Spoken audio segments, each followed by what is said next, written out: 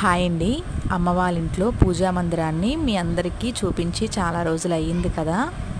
ప్రతి ఇంట్లో ప్రతి ఒక్కరు కూడా నిత్య దీపారాధన చేస్తూ మనలో ఉన్న నెగిటివ్ ఎనర్జీని వదిలేసి పాజిటివ్ ఎనర్జీతో ఆ రోజంతా గడపండి.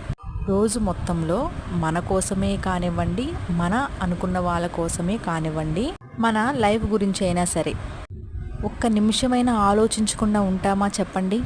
సమస్య అయినా, బాధ అయినా, కష్టమైనా మనకు చెప్పి రాదు కదా.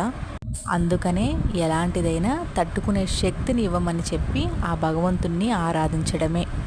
డబ్బున్న వాళ్ళు ఉన్నట్లుగా, లేని వాళ్ళు లేనట్టుగా, వాళ్ళకి వచ్చినవి ఏమైనా సరే ఎదుర్కొని ముందుకు వెళ్తూ ఉంటారు. లైఫ్లో సుఖదుఖాలు కామన్. గెలుపుని ఎలా పట్టుకోవాలో తెలిసిన వాడికంటే ఓటమిని ఎలా తట్టుకోవాలో తెలిసిన వాడే గొప్పని నేను అనుకుంటానండి. మన లైఫ్లో రియల్ ఫ్రెండ్స్ని పక్కన పెట్టి రియల్ ఫ్రెండ్స్ని, అంటే సమస్య, బాధ, కష్టం, అవే మన ఫ్రెండ్స్.